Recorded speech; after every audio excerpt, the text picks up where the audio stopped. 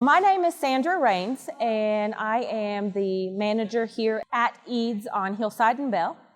I've been here since we've opened this location, which it'll be 5 years already this month. About 40 years ago, a man named Melvin Edes, he started his own business, and it was out at our McCormick location. And he wanted to give the community good quality beef at a good, fair price. And he really wanted to make sure that the products he gave were the best. His logo was expect the best.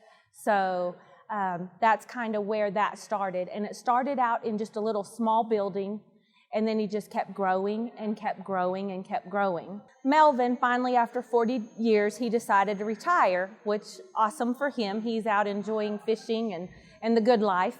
So the owners of Pack-A-Sack, they always had a really good relationship, Melvin and Dale McKee. They used to work together at Homeland, so they had that relationship.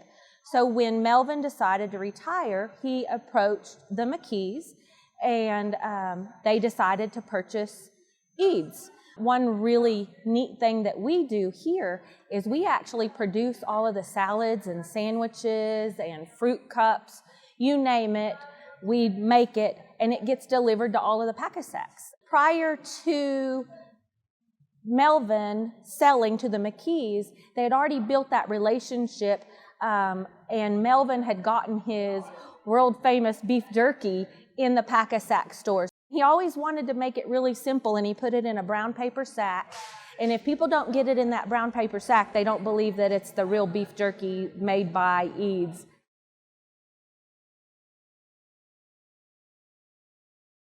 We actually just finished up Thanksgiving, and obviously turkeys is what we sold the most of. As well as hams. And now moving into Christmas, you're going to see beef tenderloins, you're going to see prime rib roasts, you're going to see more of the beef side of it rather than the poultry and the hams.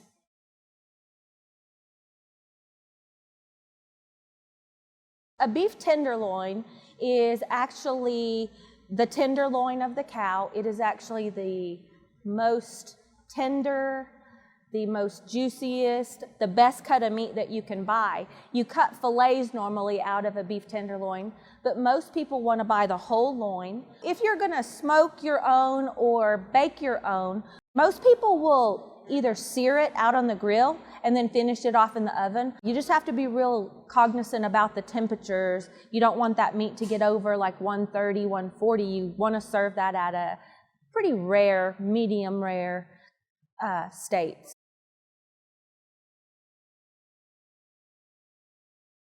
I come from a grocery industry, and I always worked in the deli. So I had those same questions, like what is the difference between prime, choice, and select?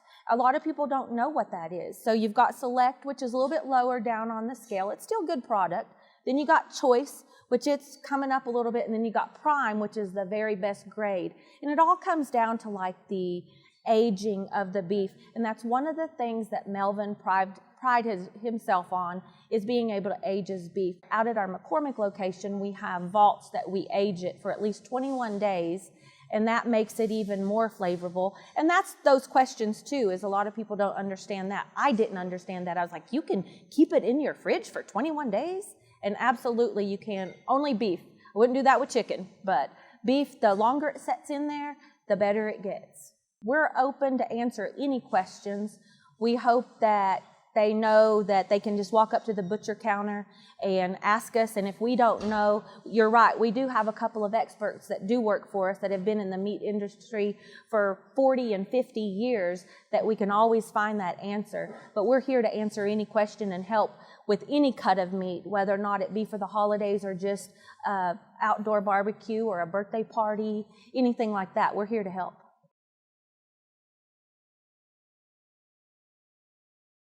It's always really special if you can actually sit down at the table and laugh and have a good time. I get to see my son, that they live further away, and my grandbaby. She's a year and a half, and they're actually getting to come home.